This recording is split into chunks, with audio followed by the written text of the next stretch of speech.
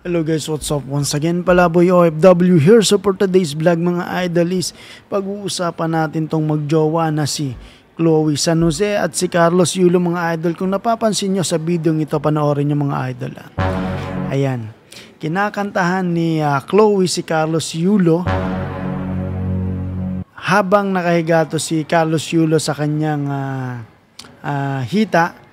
So pinakikita dito ng dalawang kanilang lubos na pagmamahala na walang makakabuwag sa kanilang dalawa, walang makakapigil sa kanilang nagiinit na pagmamahala, no?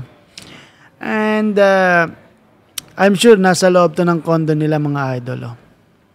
Alam niyo ba, lahat ng mga bagay na iyan sa mga ganitong edad is pinagdadaanan ng lahat yan mga idol. Natural yan sa magkasintahan, no? Lalo pat kaway, binata at dalaga. Ito yung panahon ng mga talagang lahat sabik na sabik sa isa't isa at excited sa mga mangyayari, no, sa bawat isa mga idol. Part ng buhay yan, no, bilang magkasintahan ang lalaki at babae, kasintahan, di ba? Nature natin yung mga tao, syempre.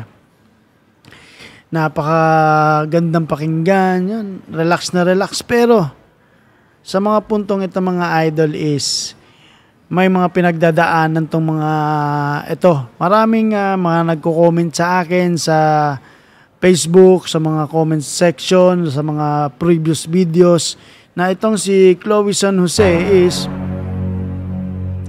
talagang napaka-sweet niya naman, 'di ba? Pero may mga something, pero hindi ko babanggitin yun kasi hindi naman tayo sure eh. Unless na may magpo-forward sa atin na legit na information, PM niyo ako regarding sa mga past history niya sa Australia. Kasi may mga nagkikwento na ganito ganyan si kasi may problema rin sa parents niya. What more sa parents ni Carlos Yulo, 'di ba? Hindi ko naman sinasabing masamang tao itong si Chloe. Hindi tayo nagja-judge dito. Pero maraming nagsasabi sa comment section, 'di ba, na ganito ganyan. Pero wala na ako doon. Pero sa pinakikita ng dalawang to is saludo ako sa kanila dahil napaka-sweet nila at pinakikita nila dito ang wagas na pagmamahalan. At sana wish ko lang sa kanila is magtuloy-tuloy pa. 'Di ba? Pero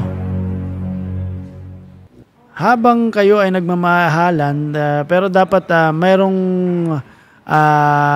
let's say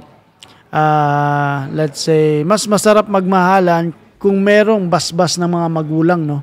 Kahit hindi kayo kasal, may basbas kayo sa isa't isa. Kumbaga, kinuha ni si Carlos Yulo itong si Chloe sa magulang ni Chloe. Kung ginawa ni Carlos Yulo yon, maganda. At ito namang si Chloe is nakipag-usap din sa parents ni Carlos Yulo para mas maganda yung laban, or sabihin na natin kultura ng Pilipino is magbigay respeto sa magulang ng lalaki or sa magulang ng babae bilang isang Pilipino at bilang paggalang na rin. So sa madaling salita, dapat legal kayo sa pamilya ng both sides para habang nagmamahalan kayo or kung saan man kayo pumunta is secure kayong lahat. Wala kayong sinasagasaang tao, wala kayong inaapakang tao. Sana maintindihan nyo ni Carlos Yulo mga idol. Tama ba ako? Alright, kung mali ako, mag-comment lang kayo, pero para sa akin, gusto ko lang malaman ng lahat, lalo na ang mga kabataan, kasi si Carlos Yulo ngayon ang isang icon sa mga bagong kabataan, sa mga Gen Z. Si Carlo ang huwaran. Si Carlos ang dapat na maging huwaran para sa mga kabataan, no? Kasi ipinakikita nila dito ang pagiging responsable nila bilang magkasintahan.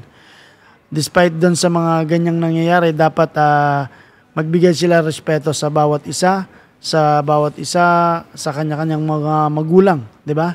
Tama mga idol? So, yun lang mga idol, sana bigyang respeto ni Carlos Yulo ang kanyang mga magulang, pati na rin si Chloe sa mga magulang ni Chloe. Kung may pinagdaanan siya sa kanyang mga magulang, dapat ayusin niya 'yon. So, yun lang mga idol. Masasabi ko to sa video ito.